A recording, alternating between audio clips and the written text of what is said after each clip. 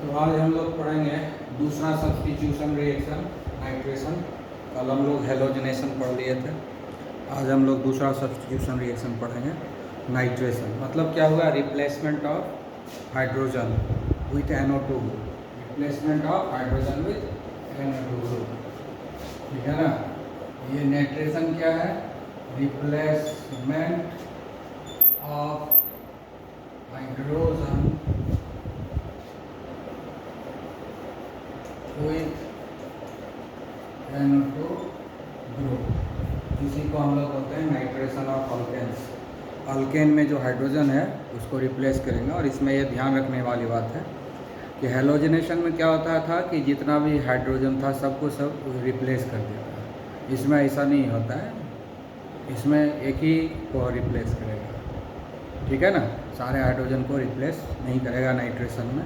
Nitration में सिर्फ एक ही हाइड्रोजन को रिप्लेस करेगा। सारे को रिप्लेस करना है और विगरस रिएक्शन कराना पड़ेगा। नॉर्मली जो रिएक्शन होता है उसमें सिर्फ एक ही हाइड्रोजन जो है NO2 ग्रुप से रिप्लेस होगा। यहाँ पर यह ध्यान रखना है कि जितना हाइड्रोजन है उतना रिप्लेसमेंट होगा। जैसा कि हेलोजनेशन में हुआ था, क्लोरीनेशन में हुआ था, वैसा यहाँ नहीं होगा, ठीक है। तो इसको बोल रहे हैं liquid phase nitration. Liquid phase nitration मतलब कॉन्सेंट्रेटेड नाइट्रिक एसिड जो है हम लोग लिक्विड स्टेट में लिए हुए हैं। कॉन्सेंट्रेटेड नाइट्रिक एसिड लिए हुए जो लिक्विड फेज में है। और नॉर्मल हेक्सेन हम लिए ताकि ज़्यादा से ज़्यादा कार्बन दिख जाए, इसलिए हम नॉर्मल हेक्सेन का एग्जाम्पल लिए। मीथेन का भी ले सकते थे लेकिन ज़्यादा कार्बन का जानबूझ कर लिए ताकि ये दिख सके कि एक ही हाइड्रोजन रिप्लेस हो, ठीक है ना। इसमें बहुत सारा हाइड्रोजन है नॉर्मल हेक्सेन में, उसमें से एक ही जो है रिप्लेस होगा, ठीक है।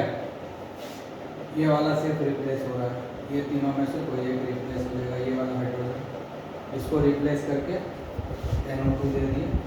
नाइट्रिक एसिड है, नाइट्रिक एसिड का NO2 वहाँ चला गया, तो इसका जो OH निकला नाइट्रिक एसिड का, वो H के साथ कंबाइन करके वाटर बना दिया। ये हो गया नाइट्रो हेक्सेन, ठीक है। ये है नाइट्रो हेक्सेन।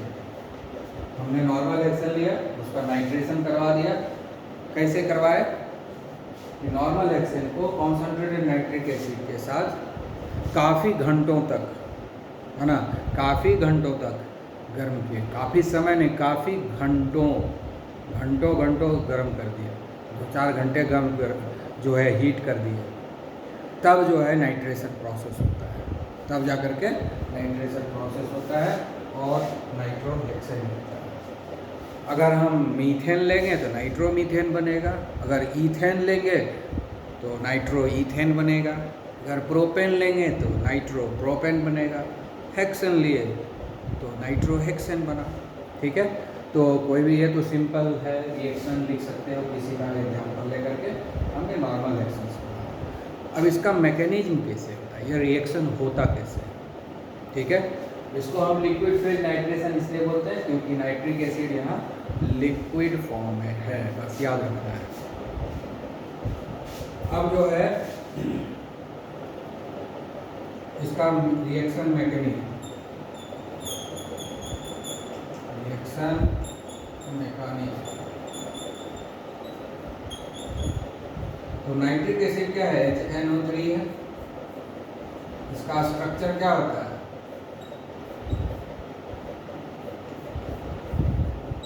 ये है नाइट्रिक एसिड का स्ट्रक्चर, ठीक है। ये नाइट्रिक एसिड का स्ट्रक्चर है। जब इसको हम हीट करेंगे कॉन्सेंट्रेटेड नाइट्रिक एसिड को, तो इसमें होमोलाइटिक फिशन होगा। एक इलेक्ट्रॉन इधर आ जाएगा और एक इलेक्ट्रॉन इधर आ जाएगा। जब हम हीट करेंगे यहाँ पर इसके साथ, तो इसमें होमोलाइटिक फिशन होगा। एक इलेक्ट्रॉन इधर आ जाएगा और एक इलेक्ट्रॉन इधर आ जाएगा। तो हमारे पास क्या मिलेगा? OH फ्री रेडिकल और nitro free radical. 2 free radical मिल गया, दोनों पर एक एक इलेक्ट्रॉन चला गया, ठीक है। अब ये OH फ्री रेडिकल पहले अटैक करेगा, ठीक है। अब हम रिएक्शन मैकेनिज्म लिख रहे हैं, तो अब इसको हम मिटा देते हैं, ठीक है। तो नॉर्मल रिएक्शन हुआ, एग्जाम में पूछेगा नॉर्मल रिएक्शन लिख दोगे हो जाएगा। अब हम यहाँ पर और मैकेनिज्म लिख दो, ठीक है।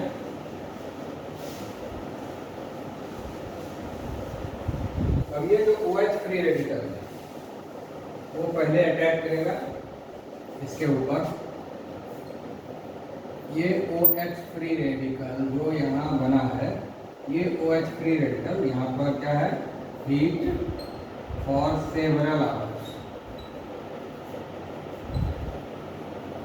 हम लिखाएगा, हम लिखेंगे नहीं यहाँ पर, याद रखेंगे इसे।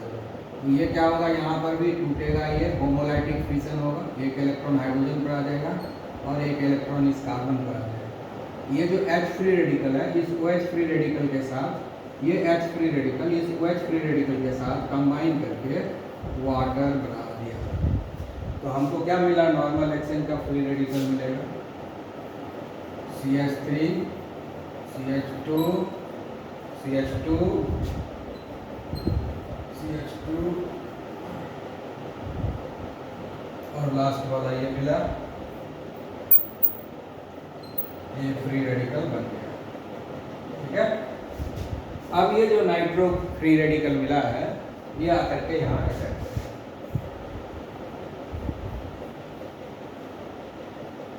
अब ये नाइट्रो फ्री रेडिकल इसके साथ ज्वाइन कर लेगा, CH3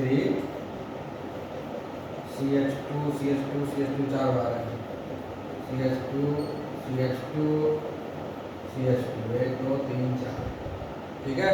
और लास्ट में क्या हुआ, ये CH2NO2,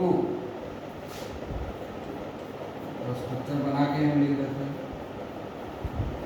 ये हो गया, तो वाटर बन गई। यही है, बहुत ही आसान मैकेनिज्म है, रिएक्शन मैकेनिज्म बहुत आसान है, इसका बहुत डिफ़िकल्ट मैकेनिज्म नहीं है, बहुत सिंपल मैकेनिज्म है।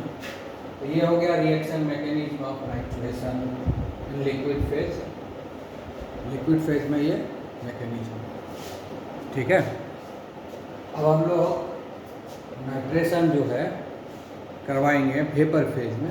तो वेपर फेज में क्या होता है कि एक ही प्रोडक्ट नहीं मिलेगा, जैसे कि अभी लिक्विड फेज में एक ही प्रोडक्ट बना, लेकिन जब हम वेपर फेज में नाइट्रेशन कराएंगे तब कई प्रोडक्ट बनेगा, और सारे कार्बन के साथ एक एक बार होगा, हाइड्रोजन एक ही रिप्लेस होगा, लेकिन ये सब बॉन्ड ब्रेक करता है, अलग अलग पैटर्न से ये बॉन्ड ब्रेक करेगा और कई कंपाउंड बनेगा जब हम वेपर फेज नाइट्रेशन कराएंगे, यही अंतर है। इसलिए वहाँ पर हम कम कार्बन से शुरू करेंगे एग्जाम्पल, फिर धीरे धीरे नंबर ऑफ कार्बन बढ़ाते जाएंगे तो नंबर ऑफ प्रोडक्ट भी बढ़ता जाएगा, ठीक है। तो लिक्विड फेज ट्रांसफॉर्मेशन में एक ही होता है कि हमको एक ही प्रोडक्ट मिलेगा, ठीक है। लेकिन जब हम वेपर फेज ट्रांसफॉर्मेशन कराएंगे तो जितना कार्बन रहेगा उतना मिनिमम प्रोडक्ट जरूर मिलेगा, ठीक है। तो अब हम लोग आगे बढ़ते हैं। तो अब हम लोग जो है वेपर फेज नाइट्रेशन कराएंगे। तो वेपर फेज में क्या करना है कि नाइट्रिक एसिड जो है वेपर के रूप में रखेंगे, और एल्केन को नॉर्मली जो लोअर एल्केन है वो वेपर में रहता ही है, हायर एल्केन धीरे धीरे लिक्विड है। तो हमको लिक्विड फेज में अगर एल्केन और नाइट्रिक एसिड को रखेंगे तो लिक्विड फेज नाइट्रेशन कहते हैं। अब हम लोग वेपर फेज नाइट्रेशन बोल रहे हैं, इसका मतलब है कि alkane as well as nitric acid दोनों ही वेपर फेज में है, ठीक है। जब हम लोग लिक्विड फेज नाइट्रेशन करा रहे थे तो एल्केन और नाइट्रेस एसिड दोनों ही लिक्विड फॉर्म में था, लेकिन जब हम वेपर फेज नाइट्रेशन करा रहे हैं तो इसमें नाइट्रिक एसिड और एल्केन दोनों ही वेपर फेज में रहेगा, ठीक है। तो हम लोग जो है स्टार्ट करते हैं। सबसे पहले जैसे मीथेन है तो इसमें जो है 4 कार्बन है, ठीक है। नाइट्रेशन की बात है ना, तो एक ही हाइड्रोजन जो है रिप्लेस होगा, कॉन्सनट्रेटेड नाइट्रिक एसिड G लगा दिया कि गैसियस फॉर्म में। रिएक्शन जो होता है 400 to 750 केल्विन में होता है। एल्केन को हम जो है हीट करेंगे 450 to 750 केल्विन के बीच में। अब पर्टिकुलरली जब मीथेन को हमको हीट करना होगा कॉन्सनट्रेटेड नाइट्रिक एसिड के साथ, जो कि ये भी गैसियस फॉर्म में रहेगा, ये भी तो गैस होता रहता ही है, ठीक है ना। ब्यूटेन तक तो गैसियस फॉर्म में रहता ही है, उसके बाद में लिक्विड बनता है, ठीक है। तो ये तो गैस में है ही, इसको भी गैस में कन्वर्ट कर दिए। तो इसको हम लोग जो हीट करेंगे 675 केल्विन पर, जब मीथेन लेंगे तो हम लोग हीट करेंगे 675 केल्विन पर, ठीक है। तो मैकेनिज्म जो हम बता चुके हैं पहले, वही मैकेनिज्म है। मैकेनिज्म यहाँ कोई नया नहीं आएगा, ठीक है। मैकेनिज्म वैसा ही है, सेम मैकेनिज्म है जो मैकेनिज्म हमने अभी जस्ट बताया था लिक्विड फेज नाइट्रेशन में। तो मैकेनिज्म में कोई डिफरेंस नहीं है, बस ध्यान रखना है। मैकेनिज्म सेम है, सेम मैकेनिज्म जो हम लोग लिक्विड फेज में बताए वही वेपर फेज में, ठीक है। थोड़ा सा डिफरेंस है वे ऑफ रिएक्शन, ठीक है ना, क्योंकि यहाँ पर बहुत सारा प्रोडक्ट बनेगा। इसमें तो एक ही कार्बन है इसलिए एक ही प्रोडक्ट बनेगा, इसमें जो है एक ही कार्बन है इसलिए एक ही प्रोडक्ट बनेगा, ठीक है, NO2। और ये जो H निकलेगा साथ में क्या बना देगा, H2O।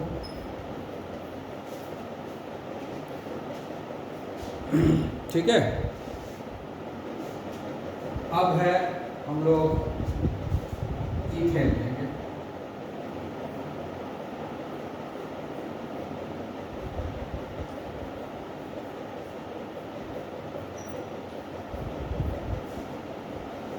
तो इसमें भी कॉन्सेंट्रेटेड HNO3 लेंगे और ये भी गैसियस स्टेट में ही हो, वेपर फेज ट्रांजिशन करा रहे हैं। अब ईथेन के साथ कितना हीट एनर्जी दिया जाता है वो मेरे पास डेटा नहीं है तो हम नहीं बता पाएंगे, तो यहाँ पर अपना डेटा खोज के लिख लोगे, ठीक है। अब ईथेन में 2 कार्बन है तो 2 प्रोडक्ट बनेगा, लेकिन दोनों प्रोडक्ट तो यहाँ सेम ही ना हो जाएगा, ठीक है। एक तो प्रोडक्ट बन जाएगा क्या, एक प्रोडक्ट तो यही बन जाएगा नाइट्रो ईथेन, ठीक है। एक तो प्रोडक्ट यही बन जाएगा, ये क्या है नाइट्रो मीथेन, ये क्या है नाइट्रो मीथेन, और ये क्या है नाइट्रो ईथेन। एक प्रोडक्ट तो यही बन जाएगा, इस H को हटाएगा, ठीक है। दूसरा प्रोडक्ट, ठीक है, दूसरा प्रोडक्ट क्या बनेगा, दूसरा प्रोडक्ट बनेगा कि ये बॉन्ड तोड़ देगा तो 2 नाइट्रोमीथेन बन जाएगा,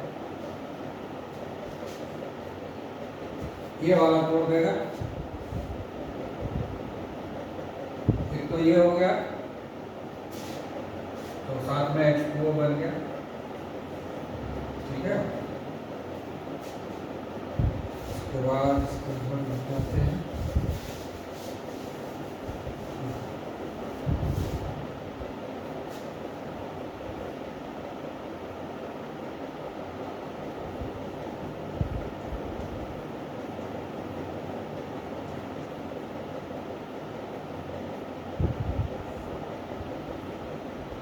कॉन्सेंट्रेटेड HNO3 है, ठीक है। तो इसके साथ भी रिएक्शन होगा तो क्या बन सकता है, ठीक है। अब ये सब में समस्या ये आएगा कि इसका जो OH निकलेगा, OH फ्री रेडिकल, वो बड़ा हो जाएगा, रिएक्शन इसमें नहीं करेगा तो और दूसरे रिएक्शन में वो यूज़ हो जाएगा, ठीक है। तो इसमें क्या होगा, ये वाला जो तोड़ देगा, क्या करेगा, इसको तोड़ और इसको तोड़, यहाँ से टूट गया, इधर भी फ्री रेडिकल बन गया, इधर भी फ्री रेडिकल बन गया। अब ये HNO3 जो है, ठीक है, तो बन जाएगा NO2, जुड़ गया, इधर भी NO2 जुड़ जाएगा,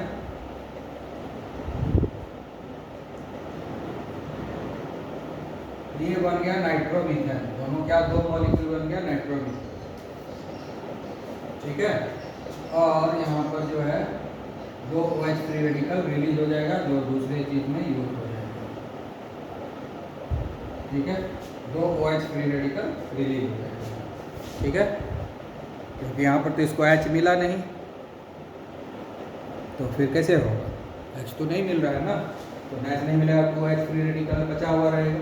और जो OH फ्री रेडिकल है वो दूसरी जगह यूज हो जाएगा, और भी दूसरा मॉलिक्यूल है इथेन का, उसको ब्रेक करने के लिए यूज हो जाएगा। ठीक है, अब हम प्रोपेन लेते हैं। इसमें कितना प्रोडक्ट बन गया? 2 प्रोडक्ट बन गया।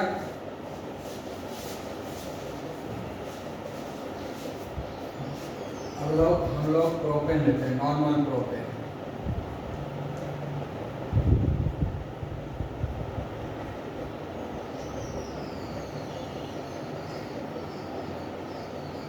ठीक है, नॉर्मल प्रोपेन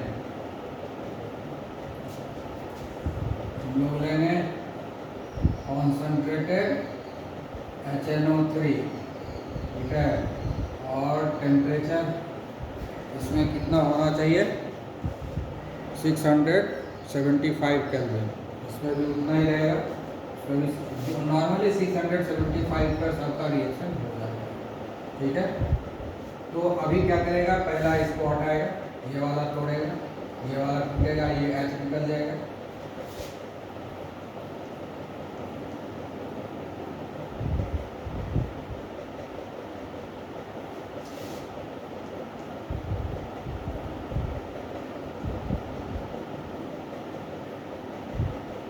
NO2 बना प्लस वाटर बन गया। ठीक है, अब दूसरा देखो, यही चीज कंडीशन है, ये ऐसा दूसरा है, कोई मॉलिक्यूल लेंगे, यही मॉलिक्यूल दूसरा आएगा, कंडीशन यही रहेगा, तो क्या बनेगा? अगली बार जो है इसको तोड़ देगा, यहाँ पर तोड़ देगा, इस जगह यहाँ पर तोड़ेगा। अभी जो ये रिएक्शन हो रहा है ना, इसके लिए चलो यहाँ है ना, हम ध्यान से पता करने के लिए क्या करते हैं, हम एरो यहाँ से देते हैं, एरो यहाँ से। इसका भी कंडीशन क्या होगा? कॉन्सेंट्रेटेड HNO3 675 देखो कितना कितना प्रोडक्ट बनेगा। एक दूसरा मॉलिक्यूल होगा जो यहाँ से टूटेगा, इसमें कि कहाँ टूटा था? यहाँ पर, और यहाँ पर टूटेगा, इधर इधर टूट जाएगा, 2 कार्बन इधर, 1 कार्बन इधर हो जाएगा।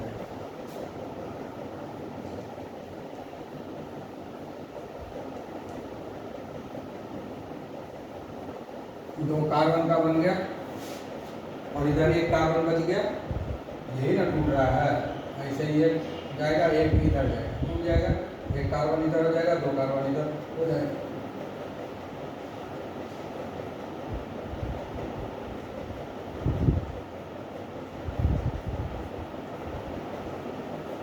एक प्रोडक्ट यहाँ बना, 2 प्रोडक्ट यहाँ बना,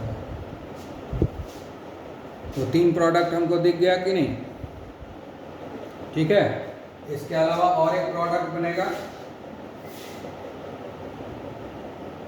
तीसरा जो है। अब एक बार इस बॉन्ड को तोड़ देगा, इसको तोड़ेगा, इसको। अगली बार इस बॉन्ड को तोड़ेगा, 1 इलेक्ट्रॉन इधर गया और 1 इलेक्ट्रॉन इधर गया, इसको वाटर बन जाएगा। ठीक है, इसमें 2 OH ग्रुप बचा हुआ रह जाएगा, जो बाकी जगह यूज हो जाएगा।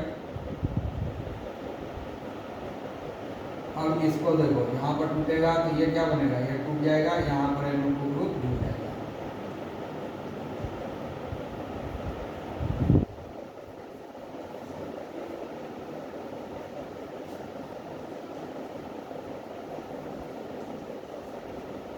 ठीक है, और साथ में बन जाएगा वाटर।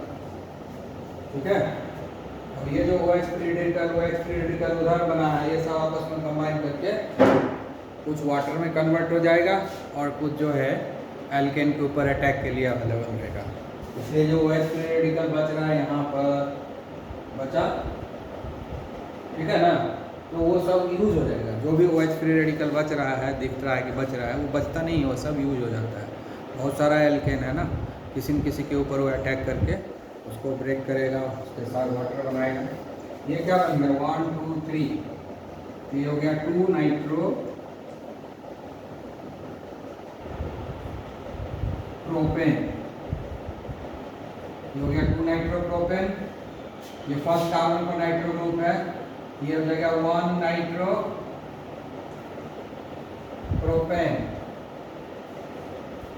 ठीक है, ये हो गया नाइट्रो इथेन, ये हो गया नाइट्रो इथेन।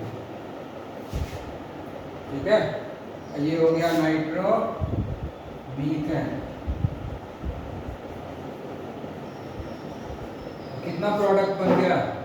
अकेले ये जो नॉर्मल प्रोपेन है, नॉर्मल प्रोपेन को जब हम लोग कॉन्सेंट्रेटेड नाइट्रिक एसिड के वेपर के साथ हीट करेंगे तो कितने तरह का प्रोडक्ट देगा? एक nitropropane, nitroethane, nitromethane and 2 nitropropane.